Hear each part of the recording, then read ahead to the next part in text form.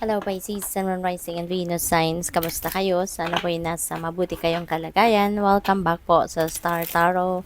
Kung bago kayo rito, welcome din kayo. Thank you for your support. I truly appreciate it. God bless you all po.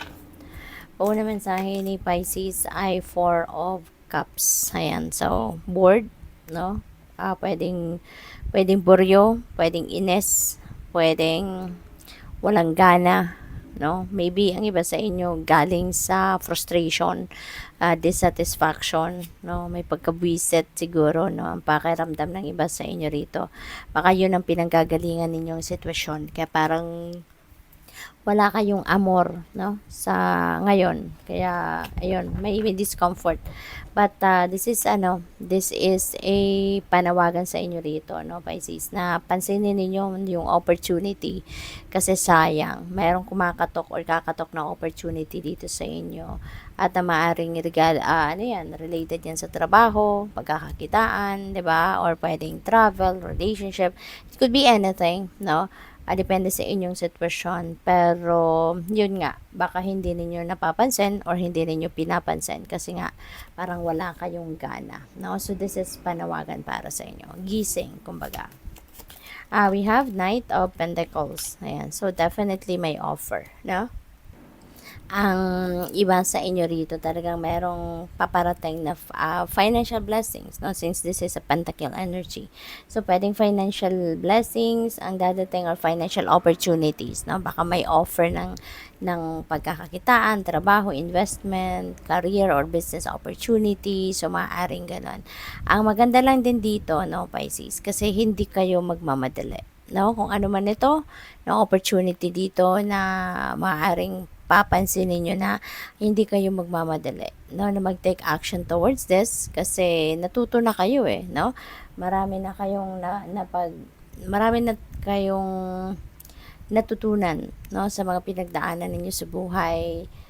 Kaya hindi na kayo itong basta-bastang nagte-take action, no? Minamasdan muna ninyo, inoobserbahan, tinitignan, yun ang pinag-aaralan, no? Yun na ngayon ang ano ninyo yun na ngayon yung approach ninyo. Kaya hindi na kayo ito nagmamadali. Kaya maganda rin kasi mas maganda talagang pinagpaplanuhan, pinag-iisipan ang mga bagay-bagay before you take action, hindi pa. What else? We have Knight of Swords. Ito naman, things are going to be, speeding up sa ngayon. Kung meron man kayong mga sitwasyon sa ngayon, mabilisan ngayon ang pwedeng hinihingi ng sitwasyon na to. Pwedeng pwedeng meron kayong pakikipag-usap na kailangang gagawin sa ngayon na, alam mo yun, kailangan ninyong aksyonan agad, no? Baka merong tensyonadong sitwasyon, baka merong hindi pagkakaintindihan about something, baka merong sitwasyon siguro rito na alam mo yon, baka may diskusyon, may hindi kayo meron ditong disagreement, no, with someone na kailangan ninyong mag-take action agad-agad if you want to save the relationship, no, so kailangan ninyong action na agad ito, 'di ba? At maaring 'yon ang kailangan ninyong puntahan dito, 'yun ang kailangan ninyong asikasuhin agad-agad, no? We have King of Cups. At si King of Cups, no, this could be someone matured na, no, emotionally matured or matured by age. At ito yung ano sa inyo, ito yung gagawa ng paraan siguro para magkaayos kayo ng kung sino man ang susugurin mo rito. Kung sino man yung naging kaaway or kadiskusyon ninyo, si King of Cups is going to be there, no, for both of you dahil maaring siya yung magpapagitna, no, sa inyo at siya yung mag-aayos sa inyo. So, good luck. So, tignan natin kung ano pa ang ganap.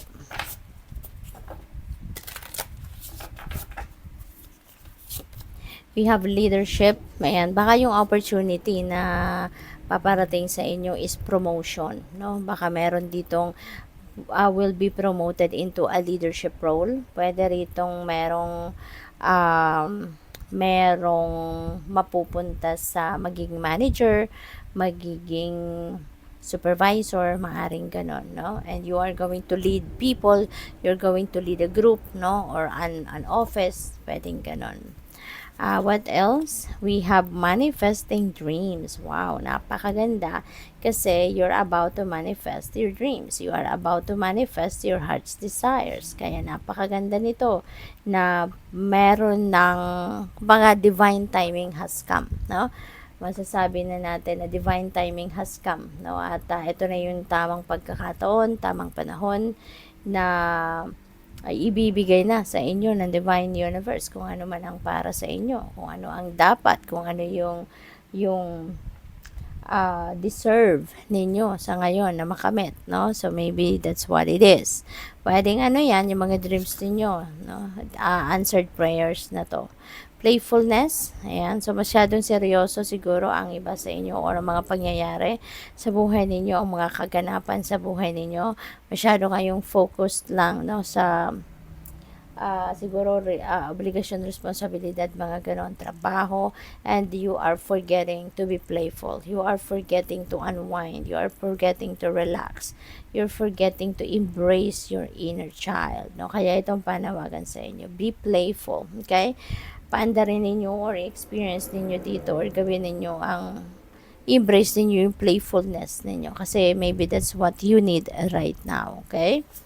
What else? We have freedom. Ayan, so this is really beautiful kasi kung dati ang iba naman sa inyo rito ay baka restricted, no?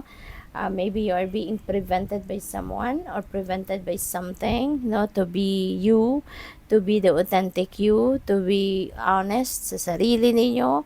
Ngayon, maiiba na, no? Maglalakas ng loob na kayo sa ngayon na bawiin ang inyong kapangyarihan. You are going to reclaim your independence sa ngayon at magiging malaya na kayo, na magiging malaya na kayo na gawin kung ano yung inyong gustong gawin, no? Pagdesisyon na ng ang buhay ninyo mismo at hindi nyo na hahayaan na ang ibang tao ang magdesisyon para sa iyo, no? So, pwedeng may mga ganong ganap ang iba. We have Rhodonite, find a way to forgive. Ayan. So, pwede na ang iba sa inyo rito is going to realize, no, na it's about time na para kayo ay magpatawad na. It's about time na para kayo ay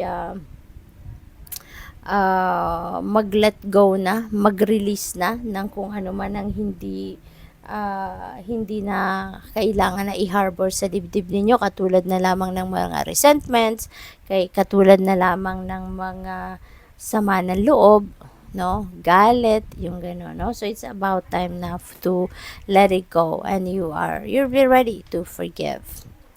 Find peace within. Ayan, so pag nagpatawad na kayo, no, for sure, no, you will be able to find your peace within. Kasi pag nagpapatawad tayo, kumbaga natatanggal na yung tinik sa dibdib natin. Kapag nagpapatawad tayo, inaalis na natin kung ano man ang nagpapabigat sa dibdib natin. Kapag nagpapatawad tayo, yun na yung nagiging hudyat, no, ng kapayapaan, no, sa isip at sa dibdib natin. So what else? We have go deeper. Okay? So you need to go deep within you, no? Kailangan mo dito na meron kayong kailangang laliman ang inyong pag-iisip, kailangan laliman kumbaga ang inyong yung pag-iisip at yung nararamdaman ninyo rito. You need to go deep within you para yung bang bago kayo mag-forgive, bago kayo mag-move on, yung kalkalin talaga ninyo sa sarili ninyo, diba? Kung ano pa, baka meron pa kayong mga natitirang galit, meron pa kayong mga natitirang tampo, mga ganyan, para ma-release nyo ng lahat ito. So that when you forgive those people, as in, totally, it's clean, no? Sa sarili ninyo, everything is clean. Wala nang bubog, wala nang kung ano-ano pa, diba, na natitirang drama pa sa sarili ninyo. So, what else? We have Tiger's Eye. Overcome your fears, okay? This is really good. na ma-overcome mo na yung mga takot. And para nang sa gayon, maano na kayo, ang tawag dito, tuluyan ng magkaroon kayo ng lakas ng loob. Ito nga, 'di ba? Maglalakas ng loob kayo na palayain na ang inyong sarili from that restriction. So this is really really beautiful kasi ito na yung time para malagpasan mo na, no, yung takot ninyo. Ito na yung time para tanggalin mo na yung takot ninyo na nararamdaman. So kaya kayo matututo na maglalakas ng loob na kayo na palayain ang inyong sarili from that restriction kasi nga yun na, no, mapagtatagumpayan mo ng lagpasan ang inyong mga takot. So good luck. Thank you for watching. Love and light. Namaste.